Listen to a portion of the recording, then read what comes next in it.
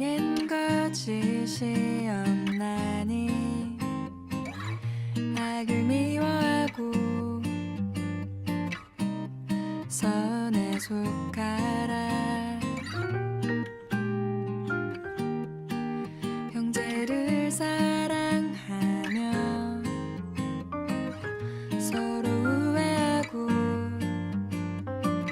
열심을 다하여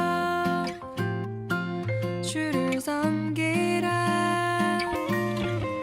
소망 중에 즐거워하며 환난 중에 참으며 기도해 항상 힘쓰며 서로를 섬기며 원수들을 축복하고 저주하지 않으며 우는 자들과 함께 울고 즐거워하는 자들과 기뻐하라.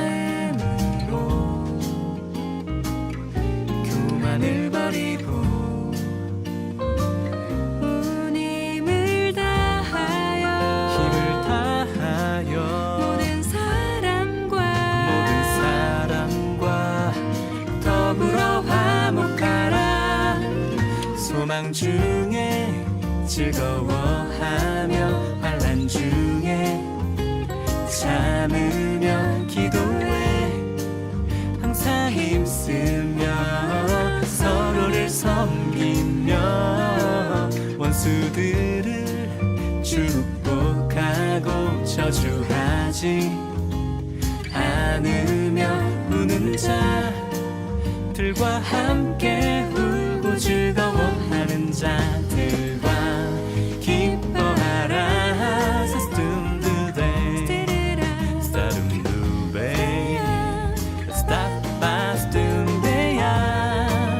항상 힘쓰며 서로를 섬기며 원수들을 축복하고 저주하지 않으며 우는 자들과 함께 울고 즐거워하는 자들과 기뻐하라.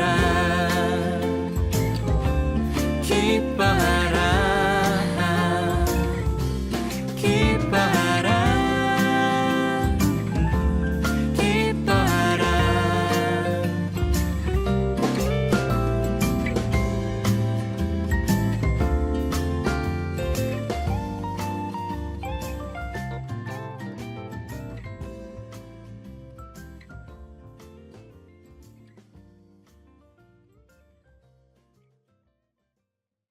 마가복음 9장 50절 같이 봅니다.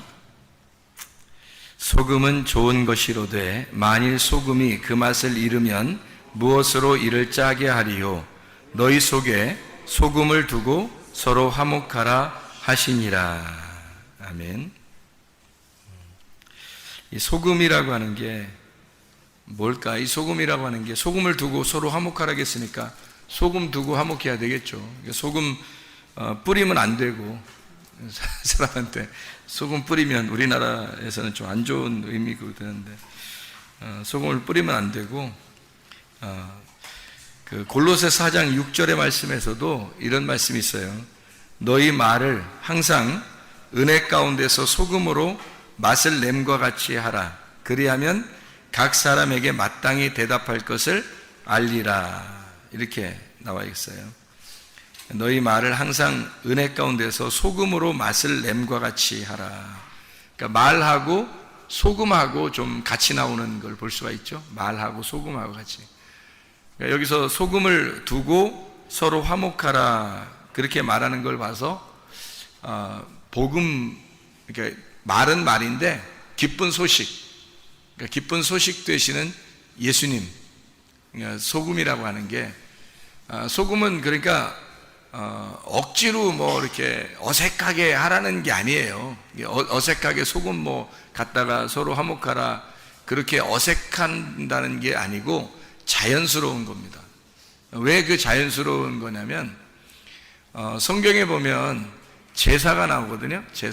제사가 레위기서 1장부터 5장까지 사이에 제사가 5개가 나와요. 번제, 소제, 화목제, 속죄제, 속건제, 이렇게 5개가 제사가 나오는데 그 중에 곡식을 드리는 제사가 나와요. 이 곡식 드리는 제사가 레위기서 2장에 나오거든요.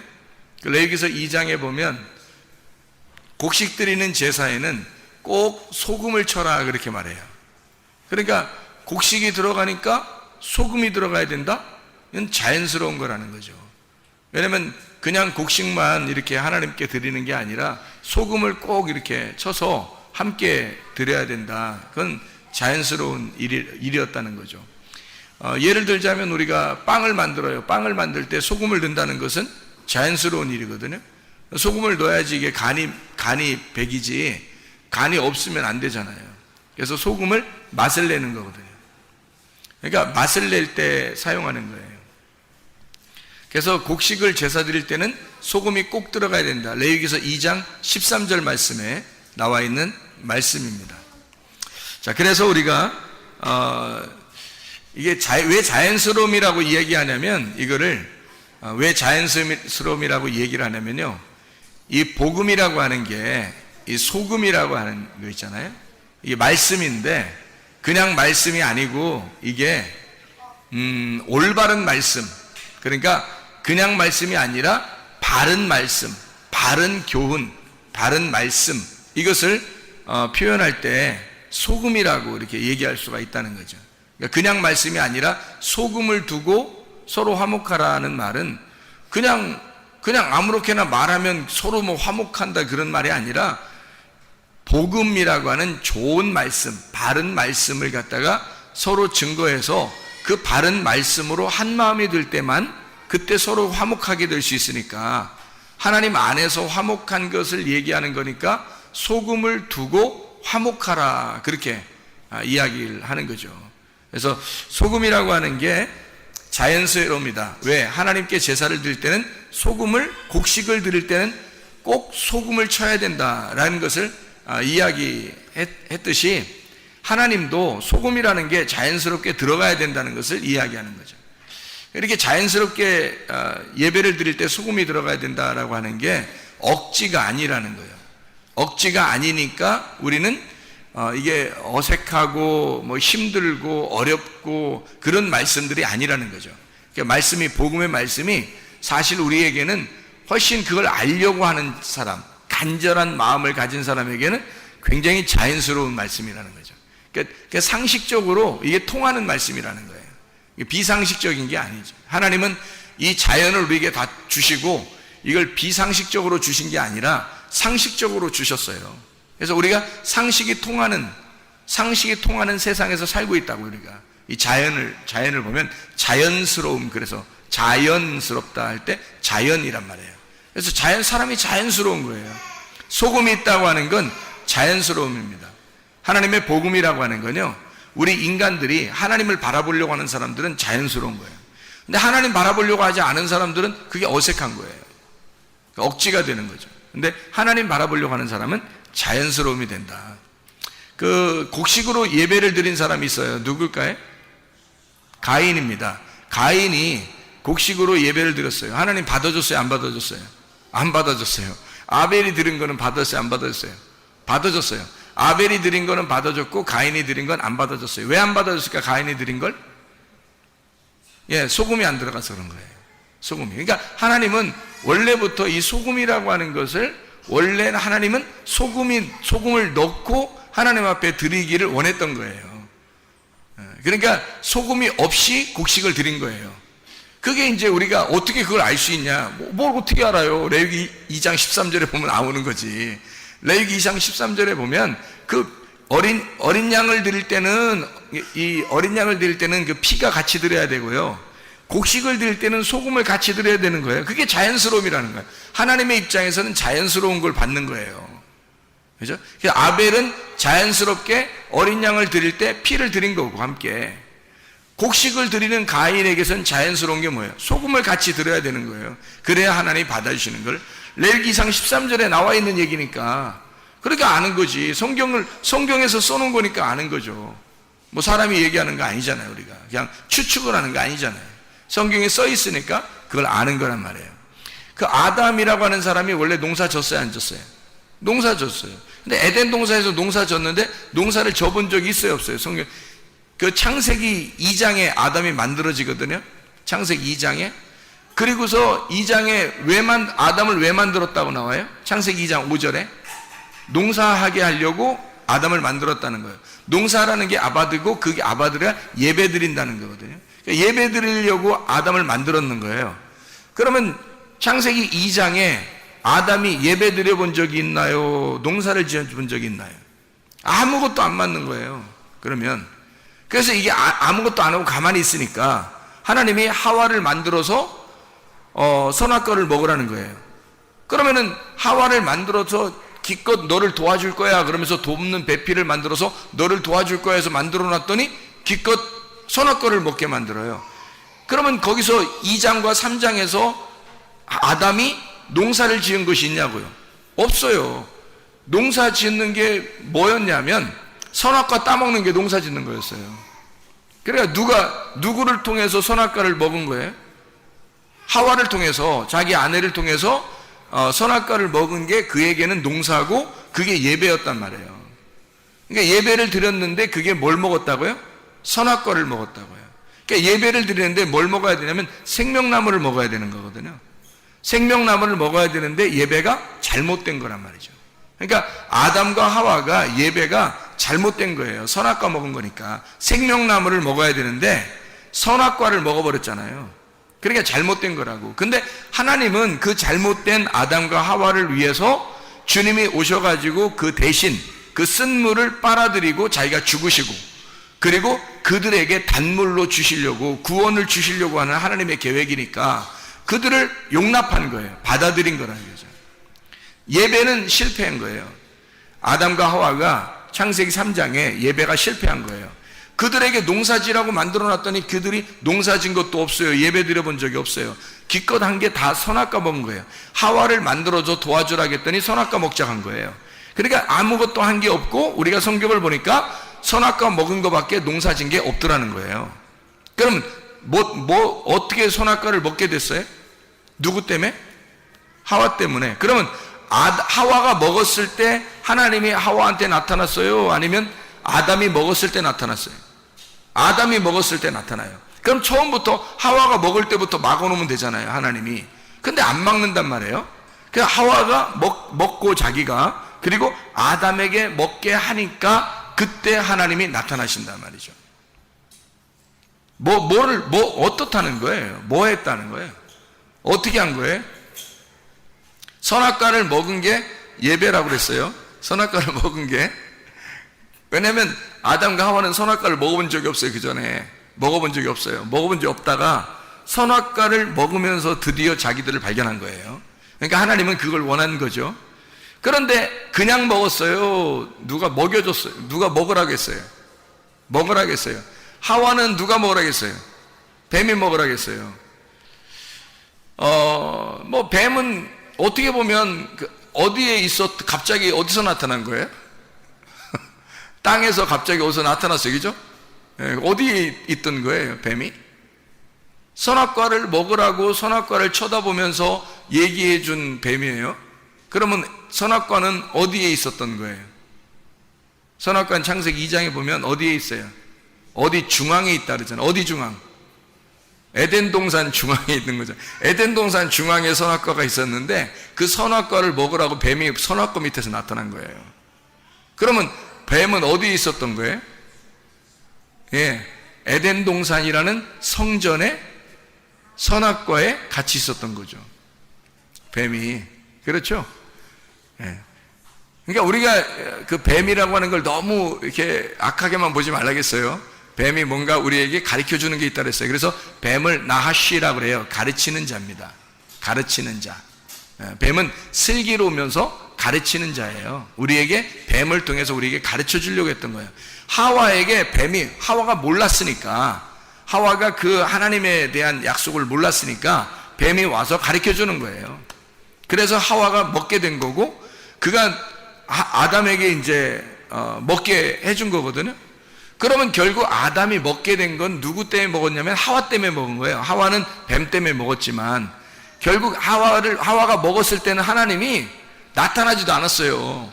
그건 죄 취급도 안 했어. 하와하고 얘기한 게 아니거든. 하나님은 아담하고 얘기했었거든요. 처음에 약속을 아담하고 했으니까 하와가 먹었을 땐 나타나지도 않아요. 근데 아담이 먹었을 때는 약속을 어긴 거니까, 그러니까 아담이 먹었을 때는 나타났죠. 자, 보세요. 아담이 먹은 것은 누구 때문에 먹었어요? 하와 때문에.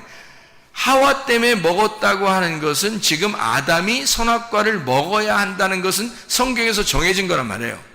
성경에서 창세기서에 선악과를 먹은 것이 정해져야 요한계시록의 생명나무를 먹게 돼 있어요. 그리스도를.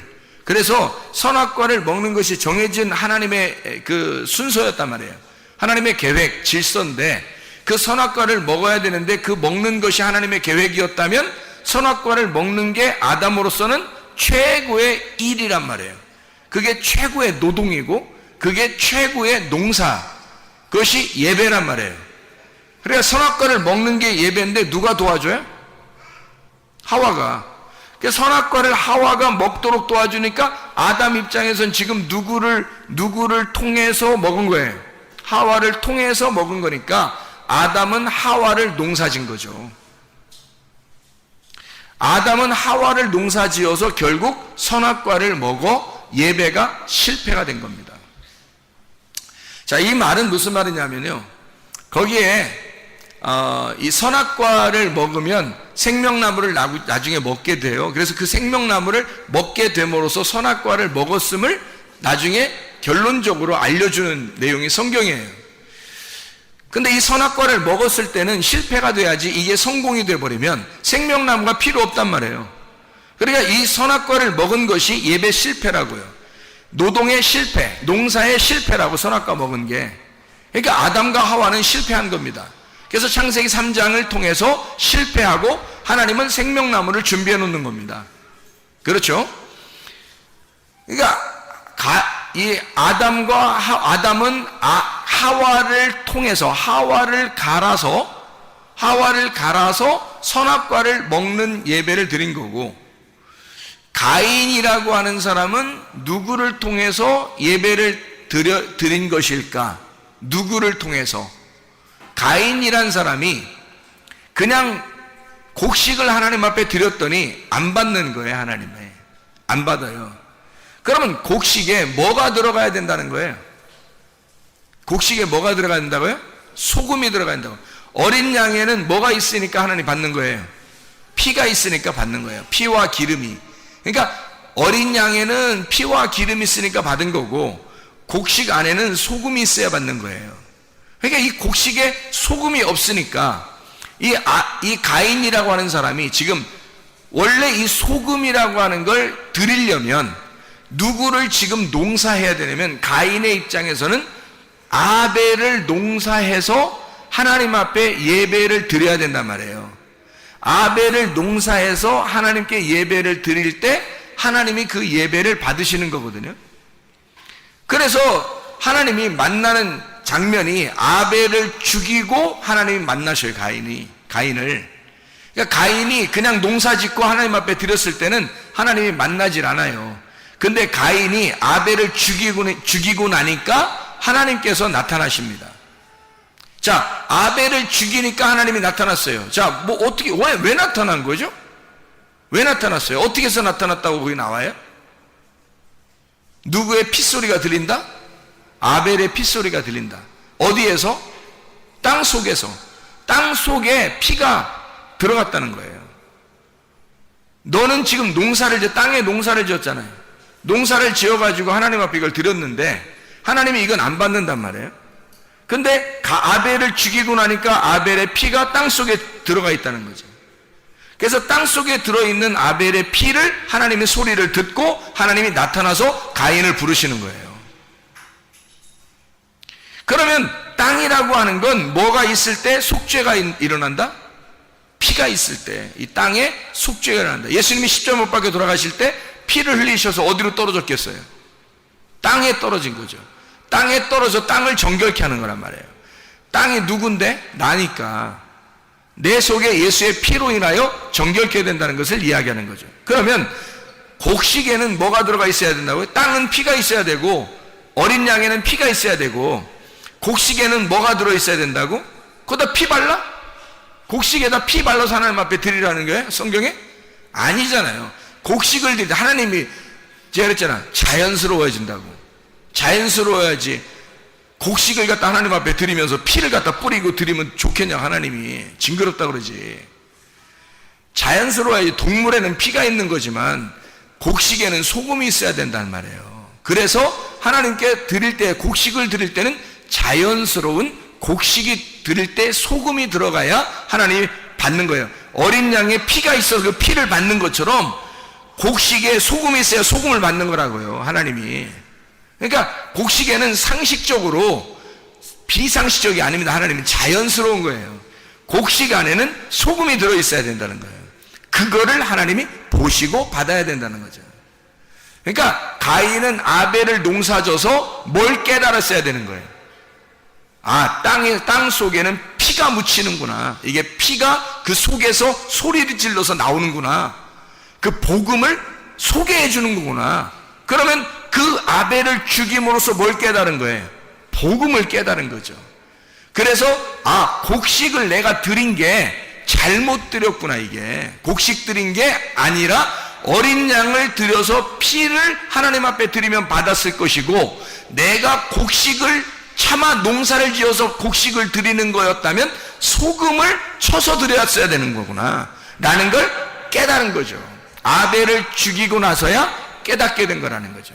자, 제가 이거를 왜 소금을 두고 서로 화목하라, 이 말은 복음이라고 하는 말씀, 이것이 우리에게는 자연스러움이고 이건 상식적이다 라고 제가 얘기를 했냐면, 양심에 대한 이야기를 하려고 그래서 그런 거예요.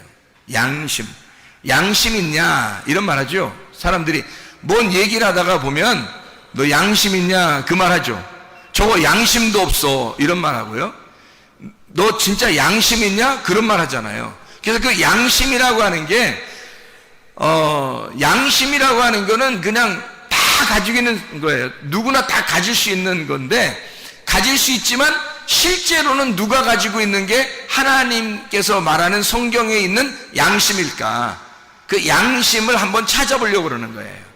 양심 있냐 할 때 여러분 이거를 비상식적이라고 그래요. 양심 있냐 그럴 때 상식적인 걸 얘기해요. 상식적인 걸 얘기하는 거예요. 너 양심 있냐 그럴 때는 야, 보편적으로 상식적으로 이렇게 하는 거야 라고 얘기할 때 너 양심 있냐 그렇게 하지, 이 전 지구상에 한 명만 하는 걸 갖다가 너 양심 있냐 그렇게 말하면 안 되는 거지. 전 지구상에 아무도 그렇게 하는 사람이 없는데 한 명만 딱 그래. 그럼 그걸 양심적이라고 말할 수는 없는 거죠. 모든 사람이 똑같이 생각하고 있는 거를 양심이라 그러는 거죠.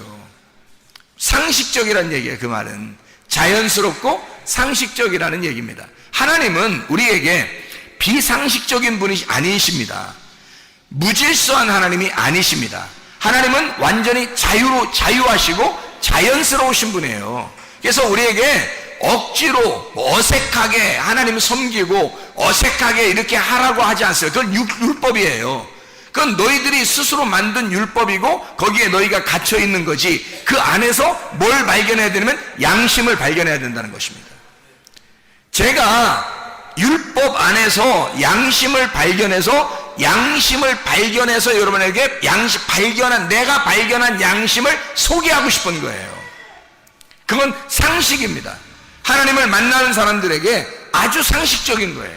자연스럽고. 그래서 그 양심에 대한 이야기를 여러분에게 성경 몇 가지만 한번 찾고 같이 나누려고 하겠습니다. 요한복음 8장 9절 말씀이에요. 요한복음 8장 9절 말씀. 요한복음 8장은 가늠한 여인에 대한 이야기가 쭉 나오거든요. 거기에 8장 9절에 이렇게 나와 있습니다. 그들이 이 말씀을 듣고 양심의 가책을 느껴 어른으로 시작하여 젊은이까지 하나씩 나가고 오직 예수와 그 가운데 섰는 여자만 남았더라. 양심이 발동된 겁니다. 양심이, 이 사람들은 지금 다 성경을 아는 사람들이에요, 모르는 사람들이에요? 성경을 아는 사람들이에요. 성경을 아는 사람들이니까 양심이 발동된 거예요. 그죠? 성경을 모르는 사람은 양심도 없을 수도 있어요. 성경에서 말하는 양심은 성경을 아는 사람에게 일어나는 겁니다. 성경을 아는 사람에게 있는 게 양심이에요. 성경도 모르는 사람, 교회도 안 다니는 사람, 성경도 모르는 사람인데 양심이 어디 있어요, 그 사람들에게? 근데 성경을 아는 사람에게는 우리 일반적인 양심이 아니라, 일반적인 양심 모든 사람이 가지고 있지만 성경의 양심은 교회 다니는 사람들에게만, 말씀을 듣는 사람들에게만 있는 거라는 거죠. 이 성경의 양심은, 성경의 양심을 깨달으니까 자기의 발등을 찍는 거예요. 다른 사람을 죽일 수가 없는 거예요. 자기 양심이 발동됐단 말이에요. 그리고 돌아간 거예요. 자, 사도행전 23장 1절 말씀 봅니다. 사도행전 23장 1절 말씀, 거기에도 23장 1절, 사도행전 23장 1절 말씀 보니까 바울이 공회를 주목하여 이르되, 여러분 형제들아, 오늘까지 나는 범사의 양심을 따라 하나님을 섬겼노라 그랬어요. 그냥 우리가 일반적인 양심이라 그러면 하나님을 섬긴다는 말이 안 맞죠. 양심이라는 말하고 하나님을 섬긴다는 말하고 같이 놨잖아요. 그러면 양심을 통해서 하나님을 섬겼다는 거예요. 그러면 하나님을 섬기는 것이 양심이 들어가야 섬긴다는 얘기예요. 그렇죠? 양심이 들어가야 하나님을 섬길 수 있다는 거예요. 그러면 성경의 양심은 다르다는 것이죠. 세상 일반적인 양심이 아니라는 거예요. 제가 몇 가지만 또 한번 찾아볼, 많이 안 찾을 테니까 성경 몇 가지만, 24장 16절, 사도행전 24장 16절 말씀, 이것으로 말미암아 나도 하나님과 사람에 대하여 항상 양심의 거리낌이 없기를 힘쓰나이다, 이렇게 이야기를 했죠. 자, 로마서를 가보겠습니다. 로마서 2장 15절, 로마서 2장 15절에 14절부터 보면요, 율법 없는 이방인이 본성으로 율법의 일을 행할 때에는 이 사람은 율법이 없어도 자기가 자기에게 율법이 되는데, 이런 이들은 그 양심이 증거가 되어 그 생각들이 서로 혹은 고발하며 혹은 변명하여 그 마음에 새긴 율법의 행위를 나타내느니라. 무슨 말이냐면요, 양심이라는 것이 발동되면 율법이라고 하는 것이 함께 일을 하기 시작해서 양심을 통해서 자기를 심판해버린다는 거예요. 양심이. 그러니까 일반적인 교회 안 다니는 사람도 양심이라는 일반적인 양심은 있어요. 누가 준 거예요, 다 그게? 양심이? 하나님이 주신 거예요. 하나님이 다 이방인들에게도 양심을 주셨기 때문에 그 사람들은 율법이 없어요. 율법이 없는데도 양심상 안 되는 거예요, 이게. 일반적인 도덕적인 양심으로도 이게 율법이 발동된단 말이에요, 이게. 하물며 교회 다니는 사람들의 율법으로 양심이 발동된다는 것은 하나님의 일하고 연결되는 거죠. 선한 양심이라 그래서 바울은 선한 양심이라고 그래서 그렇게 고백을 해요. 자, 우리 성경 로마서 9장 1절입니다. 로마서 9장 1절. 내가 그리스도 안에서 참말을 하고 거짓말을 아니하노라. 나에게 큰 근심이 있는 것과 마음에 그치지 않는 고통이 있는 것을 내 양심이 성령 안에서 나와 더불어 증언한다 그랬거든요. 성령 안에서 양심이 함께 증언한대요. 그러니까 성령과 양심이 같이 있는 것을 볼 수 있죠. 양심과 성령이 같이 있는 거예요. 예, 그러니까 이 마음은 독특하게 하나님이 주신 마음이라는 거예요. 이게 양심이라고 하는 겁니다. 자, 로마서 13장 5절 말씀이에요. 13장 5절 말씀 보면요, 그러므로 복종하지 아니할 수 없으니 진노 때문에 할 것이 아니라 양심을 따라해라, 그 말이에요. 그러니까 너 혼날 것 같아서 양심적으로 살아라는 말이 아니라 양심을 따라 그냥 행동하라는 거예요. 너 하나님의 진노가 있으니까 그렇게 복종하고 이렇게 하는 게 아니라 양심을 따라서 복종해라는 거예요. 양심적으로 복종해라, 그 말이거든요. 자, 이제 슬슬 이게 양심이 좀 가까워지고 있습니다. 디모데전서 1장 5절 말씀입니다. 디모데전서 1장 5절 말씀 보면요, 1장 5절, 이 교훈의 목적은 청결한 마음과 선한 양심과 거짓이 없는 믿음에서 나오는 사랑이라. 이 교훈, 이게 바른 교훈인데요, 말씀의 바른 교훈, 복음이라 그랬죠. 그것이 청결한 마음과 선한 양심과 거짓이 없는 믿음에서 나오는 사랑이래요. 그러니까 소금이라고 하는 것은 아주 자연스럽다 그랬죠. 소금은 자연스러움을 얘기하는 거예요. 소금을 맛을 이렇게 딱 이렇게 집어넣잖아요. 그러면 소금은 온데간데 없어요. 그 소금이 어디로 들어가 있어요? 예, 배추나 이런 거 절일 때 소금을 갖다 이렇게 집어넣잖아요. 그러면 배추 절일 때 소금 집어넣어. 어느 날 소금을 찾으면 소금이 있어요, 없어요? 못 찾죠. 뭐만 있어요? 배추만 있어요. 그 김치가 돼 있어요. 그러니까 이게 소금이 그 안에 들어가 있는 거예요. 소금이 그 안에 들어가 있어요. 그러니까 이 속에 들어가서 자기 소금이 죽음으로써 배추를 살려버린 거예요. 배추의 맛을 살려버린 거란 말이에요. 그러니까 이것은 소금이 들어가고 거기서 죽고 그 속에서 맛을 내는 건 자연스러운 일이었단 말이에요. 소금을 집어넣는 자체가 자연스러움이었단 말이에요. 그러니까 이 양심이라고 하는 게 억지로 하는 게 아니라고. 이게 하나님이 우리에게 주신 양심은 억지로 하나님의 일을 하고 억지로 하나님 바라보고 예배드리고 이러라는 게 아니에요. 이것은 소금을 치는 것과 같은 거라는 거야. 소금을 치는 것과 같이 이렇게 자연스러운 복음이라는 겁니다. 그러니까 이게 하나님의 사랑인 거죠. 그래서 여기서도 청결한 마음과 선한 양심과 거짓이 없는 믿음에서 나오는 사랑이래요. 그게 뭐라고요? 양심적인 거예요. 그 양심적인 건 자연스러움이고, 자연스러운 건 소금이고, 그건 복음이라는 거예요. 그래서 그 복음이라고 하는 양심이 우리의 속에 들어오는 것은 자연스럽게 하나님이 우리에게 주시려고 하는 소금과 같다는 거예요. 자, 또 봅니다. 디모데전서 1장 19절 말씀이에요. 믿음과 착한 양심을 가져라. 어떤 이들은 이 양심을 버렸고 그 믿음에 관하여는 파선하였느니라. 아유, 양심도 깨질 수가 있네요. 양심도 깨질 수가 있어요. 그러니까 믿음과 착한 양심이 같이 나오죠. 그럼 믿음하고 양심이라는 게 같이 활동하는 거라는 거예요. 그러면 착한 양심, 선한 양심, 착한 양심이라고 하는 건 믿음하고 함께 공존해서 일을 하는 거라는 거예요. 그럼 여러분이 믿음이 있다 그러면 반드시 뭐가 있어야 된다는 거예요? 착한 양심이 있어야 된다는 거죠. 사람들이 가지고 있는 양심적으로 해, 그건 뭐 당연히 있어야 되는 거고. 자, 남편이 아내에게 대할 때 양심적으로 대해야 되겠죠. 아내가 남편을 대할 때 양심적으로 대해야 되겠죠. 그 양심보다 훨씬 더 중요한 성경 기절이 착한 양심이에요. 그런데 이 착한 양심은 뭐하고 함께 일한다고요? 믿음하고 함께 일한다고요. 그러니까 그냥 착하게 양심으로 대하는 게 아니라 착한 양심으로 대하고, 착한 양심은 믿음과 함께 대하라는 거예요. 그것이 하나님의 양심이라는 거예요. 우리의 양심이 아니고. 그러니까 우리 양심을 얘기하려고 성경을 썼겠냐고. 너 양심적으로 살아라고. 그게 아니라 양심적인 건 하나님이 주신 건데, 그 하나님이 주신 이것은 소금과 같이 자연스럽게 흘러 들어와야 된다는 거지, 우리한테. 이것이. 근데 그게 믿음과 함께 들어오는 거라는 거죠. 그게 착한 양심이라고 하는 겁니다. 자, 디모데전서 3장 9절 말씀입니다.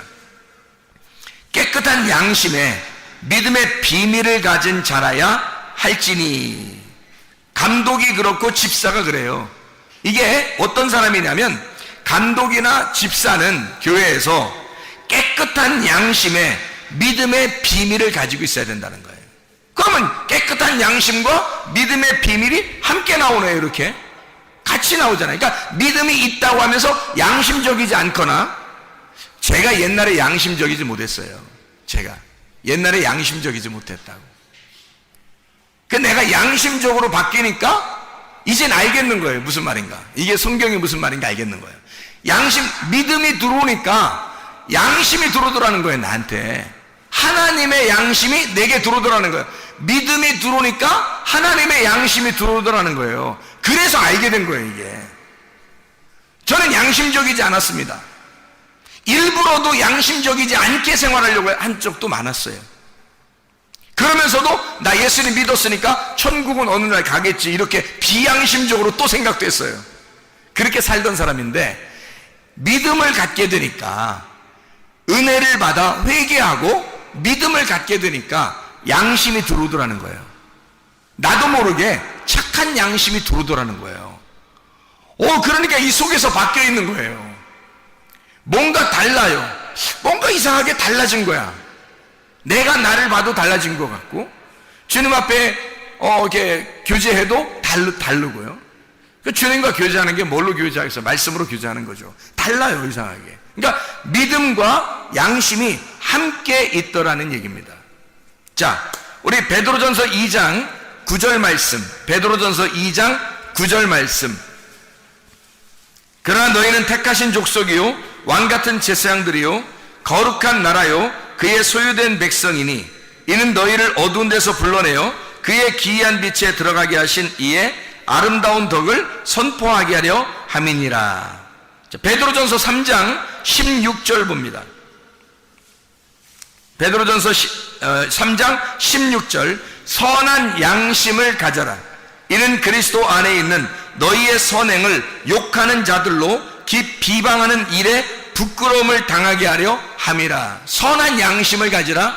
너가 베드로전서 2장 9절에 너는 택하신 족속이고 왕같은 제사장들이고 거룩한 나라 하나님의 소유가 된 백성이니까 널 어두운 데서 불러낸 것은, 네가 그 기이한 빛에 들어간 것은 아름다운 덕을 선전하게 하려고, 너를 통해서 소금을 고르게 분배함으로써, 그 복음을 고르게 분배함으로써 화목시키려고 하는, 서로 하나가 되게 하려고 하는 너의 선한 양심으로, 그냥 사람들이 말하는 양심적이라는 도덕적인 그런 얘기가 아니라 진짜 하나님의 선한 양심으로 서로 소금을 뿌려서 함께 그 소금으로 화목하게 만드는 양심이 네 속에 들어와 하나님의 아름다운 덕을, 복음을 소개하고 선전하게 하려고 너를 어두운 데서 불러냈다는 겁니다.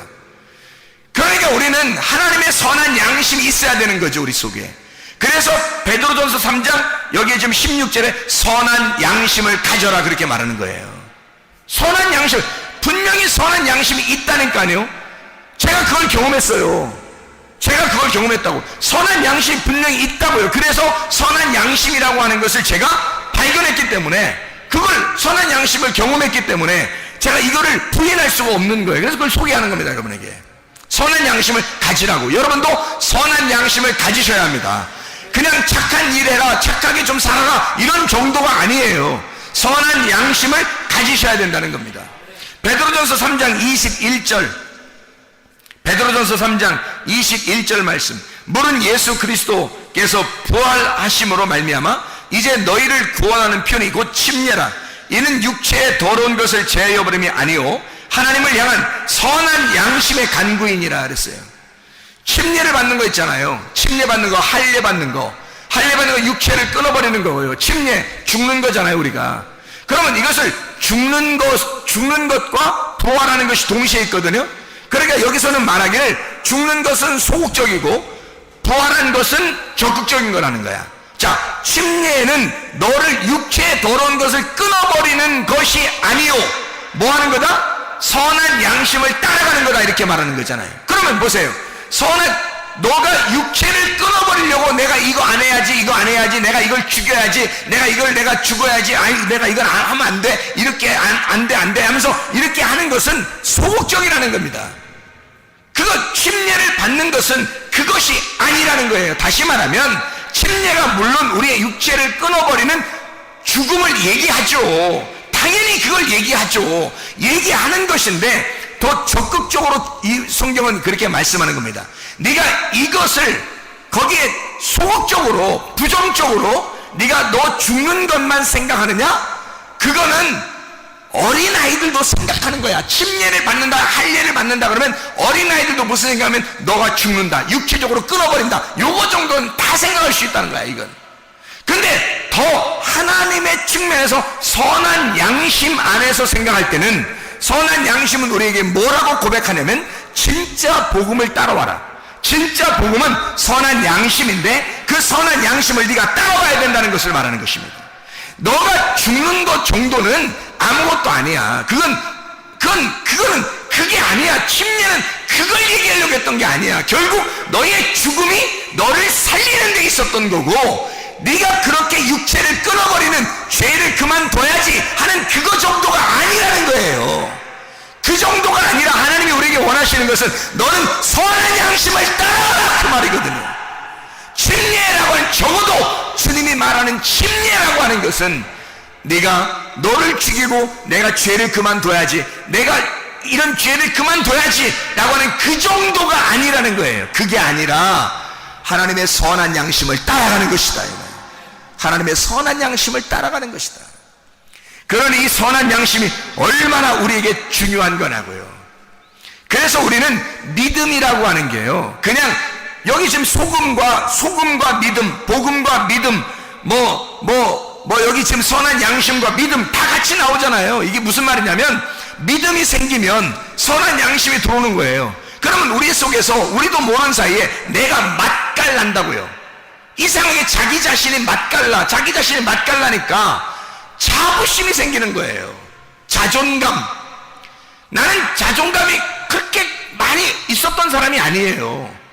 나를 바라보니까 자존감이 그렇게 많이 있었던 사람이 아닌데, 하나님의 말씀을 통해서 복음이 들어오니까, 선한 양심이 나를 막 파고 들어오니까, 소금이 막 골고루 나에게 맛을 내고 맛깔나는 사람이 되니까 내가 나를 존중하게 되더라는 것입니다. 내가 나를 존중하니까 이런 범죄를 안 하는 것 정도는 우스운 거고, 하나님의 선한 양심을 따라가는 자가 되더라는 말이지. 이게 굉장한 것이더라는 거예요. 여러분도 이 하나님의 선한 양심을 만나셔야 되잖아. 믿음을 여러분 속에 가지셔야 되잖아. 그래서 선한 양심이 들어오셔야 되잖아. 그러니까 선한 양심이 뭔지를 우리가 깨달아. 이게 믿음이라는 거예요. 이게 믿음. 이게 믿음. 그러니까 그 선한 양심이 들어와야 변함없이 나를 끌고 나가는 거예요. 어느 날 하루 하는 게 아니라 계속해서 하는 게 피스피스라고 하는 믿음이에요. 그래서 성경을 믿음이라고 하는 게 뭐냐? 믿음이라는 게, 믿음 그러면 믿음이 뭐지? 막연하게 이게 소망의 예수님입니다. 소망의 예수님이 믿음이에요. 잘 생각해봐요. 히브리서 11장에 보면요, 히브리서 11장 1절부터 4절에 보면, 믿음은 바라는 것들의 실상이요 보지 못하는 것들의 증거다 그랬잖아요. 그러면 바라는 것과 보지 못하는 것은 다 뭐예요? 안 보이는 거잖아요. 안 보이는 거니까 여기 지금 현실로 내가 보이는 게 아니잖아요. 보이는 게 아니, 믿음이라는 건 보이는 게 아니라는 거야. 안 보이는 거라는 거야. 그건 뭐예요? 안 보이는 거니까 소망이죠. 안 보이는 거니까. 자, 그러면 우리가 이것을 한번 찾아볼까요? 로마서 한번 8장을 한번 찾아봐요.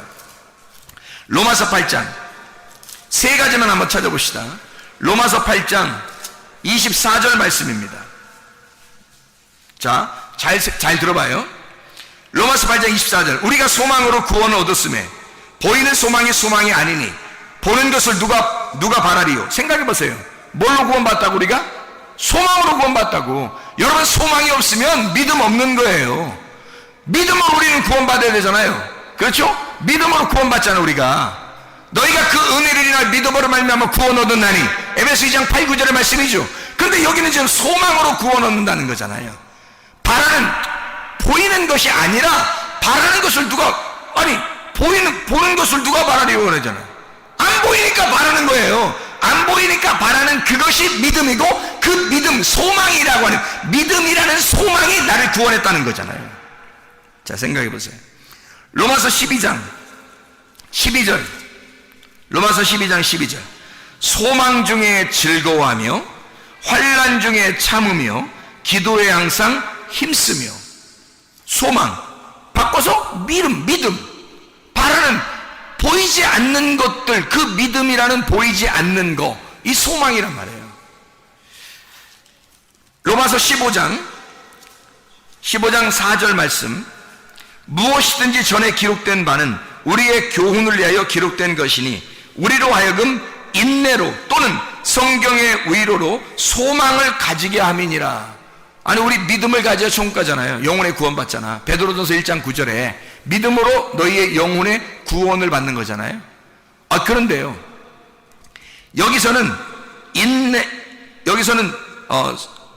소망을 가지게 하려 합니다. 성경의 위로로 소망을 가지게 하려 합니다. 소망을 갖게 하려고 우리를 부르신대요. 소망을 갖게 하려고. 그 믿음이거든요. 하나만 더 찾아요. 로마서 15장 13절 말씀. 소망의 하나님이 모든 기쁨과 평강을 믿음 안에서, 이러잖아요. 소망의 하나님이 믿음 안에서 너희에게 충만하게 하사 성령의 능력으로 소망이 넘치게 하시기를 원하노라 그랬잖아요. 소망이죠. 그게 믿음입니다. 믿음과 소망은 같이 나오는 거예요. 그래서 그것이 복음이고 소금이고 선한 양심이라는 겁니다. 선한 양심이라고 하는 것이 슈네이데시스라는 단어거든요. 슈네이데시스. 이 슈네이데시스라고 하는 것은 공통적으로 함께 도덕적인 어떤 의식을 갖는 참된 진리를 말합니다. 옳은 분별력을 선한 양심, 슈네이데시스, 양심이라 그렇게 말해요. 그러니까 밖에 있는 사람들이 얘기하는 게 아니라 진리를 가지고 하늘적인 땅의 지각이 아니라 하늘적인 지각을 갖는 거, 하늘적인 지각을 갖는 걸 선한 양심, 양심이라 그러는 거예요. 하나님, 사람들은 누구나 다 양심을 가지고 있어요. 너 양심 있냐? 그렇게 말하잖아요. 그런데 하나님이 주시는 양심이 있다고. 그거를 여러분과 제가 가지고 있어야 된다고요. 제가 그것이 없었는데 믿음을 가지니까 소망이 있고, 소망을 가지니까 믿음이 있는 거예요. 소망과 믿음이 함께 같은 거였다는 거죠. 왜냐하면 내가 여기서 지금 현실로 가지고 있었던 것이 아니라 하나님이 주시는, 바라는 것을, 보이지 않는 걸 주는 거란 말이에요. 내가 바라는 것이 그거였는데 하나님이 그걸 보이지 않는 걸 주시더란 말이에요. 그게 믿음과 소망이었다는 거죠. 근데 믿음이 소망이었고 소망이 믿음이었다는 거예요. 그게 선한 양심이었다는 거죠. 그 선한 양심을 하나님이 주시니까 사람이 어떻게 변하겠어요? 양심적으로 변하는 거예요. 사람이 양심적으로. 근데 세상적인 도덕적 양심이 아니라 하늘적인 지각을 갖게 되더라는 거예요. 하늘적인 양심이 내게 오더라는 겁니다. 그래서 슈네이데시스를 보니까 이 슈네이데시스가 슈네이도에서 왔는데요. 슈네이도라고 하는 것은 쉰이라는 말하고 에이도라는 말의 합성어예요. 쉰이라는 말은 함께라는 말이거든요. 쉰이라는 말, 함께, 같이, 곁에서 하나된, 하나된, 같이, 함께. 에이도라는 말은 보인다 말이거든요. 보인다, 본다라는 말이에요. 에이도는 본다, 깨닫는다, 이해한다는 거예요. 자, 보세요. 그러면 양심, 그럼 뭐라고요? 쉰에이도, 함께 보는 걸 말하는 거예요. 누구하고 보는 걸 말하는 거예요? 하나님과 함께 보는 걸 말하는 거예요. 그게 생기더라는 거예요. 지금 제가 여러분에게 말씀드리고 싶은 건 이겁니다. 하나님은 비상식적으로 우리에게 대하지 않습니다. 아주 자연스럽고 아주 상식적으로 우리에게 대하신다는 거죠. 곡식에는 소금이 들어가야 하는 것처럼, 동물에는 피가 있는 것처럼 하나님이 받으시는 것도 억지로 이상한 걸 받고 그러지 않는다는 말입니다. 하나님은 그 복음의 말씀이 우리에게 선한 양심이 되어 하늘의 지각이 내려오게 하고, 그 하늘의 지각이라는 그 양심은 반드시 우리에게 뭘 알게 하느냐면 하나님과 함께 보는 눈을 주시는 거예요. 하나님과 함께 깨닫게 하는 눈을 주시는 거예요. 그게 왔다는 겁니다. 저에게. 그게 내가 회개하고 은혜를 하나님 앞에 구하니까 주님이 믿음이라는 걸 주시고 소망이라는 걸 주시더라는 말이야. 함께 뭐가 왔냐면 슈네이도라는 양심이 오더라는 거예요. 그 하나님의 상식, 하나님의 그 화목함, 그 상식이 내게 오더라는 거예요. 하나님의 보는 그 눈이 오더라는 거예요. 그래서 슈네이도, 하나님과 함께 보는 눈이 열리기 시작하는 거예요. 이게 하나님의, 그러니까 이게 진리가 열리는 거예요. 옳은 진리라는 거죠. 바른 말씀, 옳은 진리가 열리는 거예요. 이게 선한 양심입니다. 여러분에게는 이런 양심이 있으십니까? 양심적이어야 한다. 네가 양심적이어야 한다. 네가 양심으로 상식적으로 살아봐라. 네가 자연스럽게 한번 살아봐라 이 말이에요. 그리스도인이냐? 네가 자연스러우냐? 네가 진짜 하나님의 사람이냐? 너는 양심이 있느냐 이 말이에요. 그리스도의 양심을 갖는 주의 백성들 다 되시길 바랍니다. 기도하겠습니다.